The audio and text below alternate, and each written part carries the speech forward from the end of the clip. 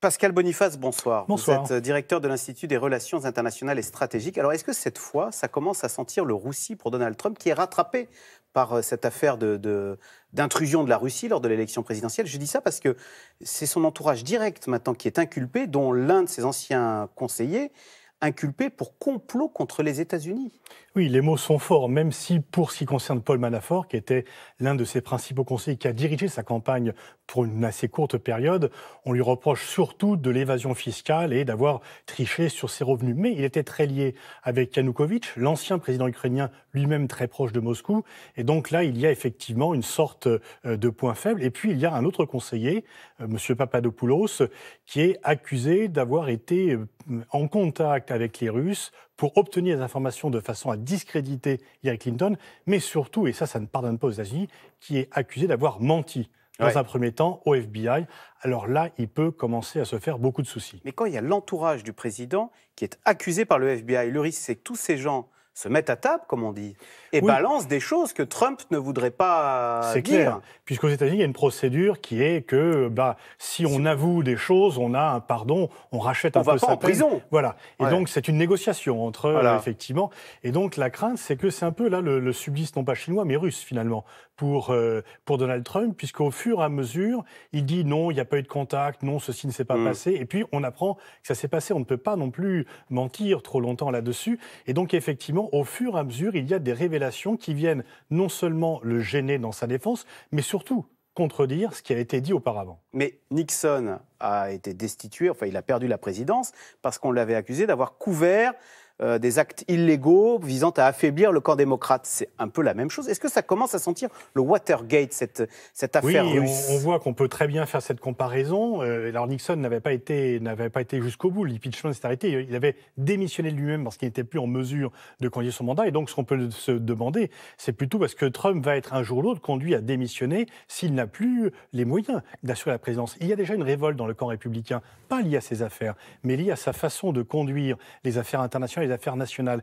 Des sénateurs importants se sont déjà rébellés publiquement contre lui, même si la plupart d'entre eux ne se représentent pas aux élections qui auront lieu l'an prochain. Mais pendant un an, ils peuvent être là pour venir un peu le titiller. Donc effectivement, on voit très bien que la base politique de Trump se réduit et que l'étau se resserre une fois encore autour de lui. Donc à nouveau se repose la question de savoir s'il ira bien jusqu'au bout de son mandat, etc. Surtout que pour le moment, il n'a pas réussi grand-chose par rapport à ce qu'il a fait et que donc les promesses qu'il a mises en avant d'amélioration des situations ne sont pas au rendez-vous. Pascal Boniface, l'ironie dans cette histoire, c'est qu'on l'accuse de collusion avec la Russie, mais sa politique n'est absolument pas pro-russe depuis que... Non, le Congrès a même voté des sanctions supplémentaires à l'égard de la Russie. C'est facile parce que le commerce des États-Unis avec la Russie, c'est 1% du commerce américain. Donc prendre des sanctions, ça ne coûte pas cher en termes d'emploi, etc. Mais effectivement, à la fois par atavisme anti-russe et également pour couper court à les accusations de changement de politique, le Congrès a pris de nouvelles sanctions à l'égard de la Russie, plus sévères que ce que les Européens font. Et donc effectivement, alors qu'il avait été élu sur la base de « je vais appuyer sur le bouton, on va se rapprocher de la Russie », ce que Obama n'a pas réussi à faire, eh bien, la relation entre Moscou et Washington est encore plus mauvaise ou plus inexistante que sous Obama. Vous dites...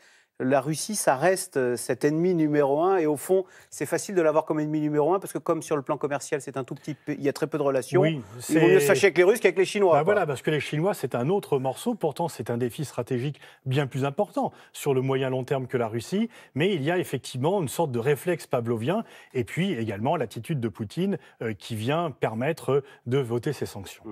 En même temps, je me mets à la place de Vladimir Poutine. Je veux être fort dans le monde. J'ai tout intérêt à faire élire un Donald Trump qui a discrédité la voix de l'Amérique dans le monde. Est-ce qu'on peut, sur le plan stratégique, est-ce qu'il faut aller dans ce complot-là ? Non, parce que effectivement, il pouvait plus craindre Hillary Clinton, qui était censée être plus hostile à la Russie que Trump initialement.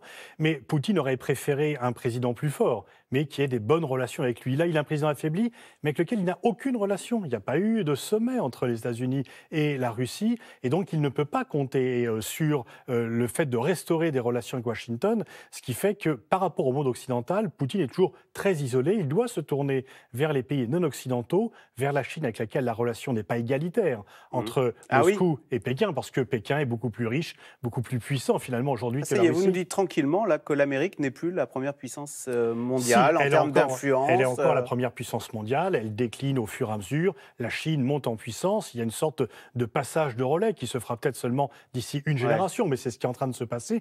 Et on peut dire effectivement que Trump, à la fois par sa politique et par les problèmes de politique intérieure qu'il est en train de susciter, sont en train de conduire à l'affaiblissement supplémentaire. Et donc, loin du slogan « Make America Great Again », on peut dire que Trump est en train de réduire l'influence américaine. Vous croyez que dans les livres d'histoire, finalement, cette période que nous vivons marquera le début de l'Amérique reléguée au second plan? Non, parce qu'elle ne sera pas reléguée au second plan, vu son statut, sa puissance technologique, le nombre de ses habitants, son armée, mais c'est un déclin. C'est un processus. Ce n'est pas une rupture comme la fin de l'Union soviétique qui disparaît du jour au lendemain. C'est plutôt un processus graduel d'effacement, et cette fois-ci au profit de la Chine. Alors, sa puissance technologique, un mot justement, parce qu'on parle beaucoup des GAFA, de Google, Facebook, Twitter, etc., qui sont auditionnés par le Congrès américain cet après-midi et demain, parce qu'on les accuse d'avoir manipulé. Il y a 126 millions d'Américains qui ont vu les fameuses fausses pubs russes lors de l'élection américaine. Est-ce qu'il n'y a pas un problème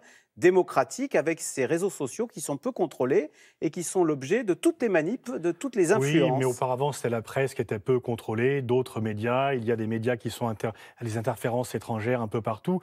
Donc il y a 126 millions d'Américains qui ont vu les messages, mais combien ont été réellement influencés par ces messages? C'est vrai que la fiction de dire que c'est à cause de l'influence russe que Hillary Clinton a perdu l'élection, c'est ce qui arrange les démocrates, parce que ça les évite de se remettre en cause. Mais si Hillary Clinton a perdu l'élection et si Trump a été élu, à la surprise générale, évidemment, c'est parce que Hillary Clinton n'a pas su déclencher un enthousiasme autour d'elle, n'a pas su faire une campagne. Les démocrates étaient divisés entre elle et Bernie Sanders, qui sont deux visions tout à fait différentes, et Trump s'est jeté dans cette brèche.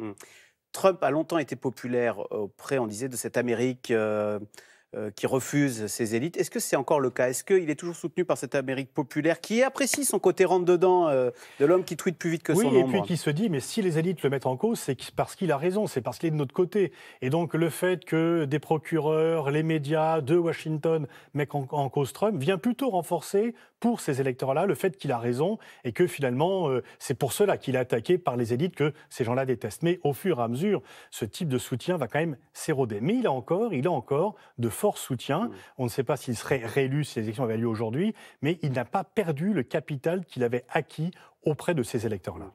On prédisait le pire avec l'élection de Trump. Un an plus tard, quel est son bilan? Est-ce qu'il y a des choses à mettre à son actif et des choses à mettre à son passif? Ou est-ce qu'il n'a rien fait à part discréditer la voix de l'Amérique dans le monde? Oui, il a, disons, entamé le crédit de l'Amérique, c'est certain, en termes de fiabilité pour les alliés, en termes effectivement de crédibilité pour les autres pays.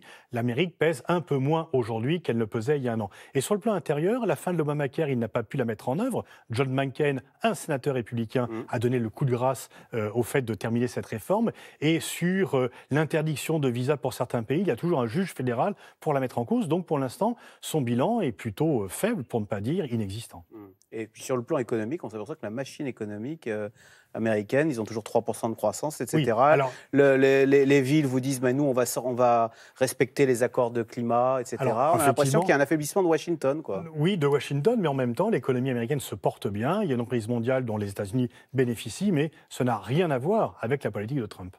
Merci beaucoup, Pascal Boniface, donc directeur de l'Institut des Relations internationales et stratégiques, d'être venu nous commenter donc, ces derniers développements sur ces liens supposés avec la Russie, mais on n'a pas fini d'en entendre parler. Voilà, merci. Vous restez avec nous tout de suite. Bruce Toussaint, c'est dans l'air, qui revient sur cet incroyable retournement en Catalogne avec la fuite en Belgique de son président destitué, Carles Puigdemont. Alors la Catalogne va-t-elle finir par obtenir son indépendance ou faut-il voir dans cette fuite le clap de fin d'une aventure tumultueuse? C'est tout de suite. C'est dans l'air.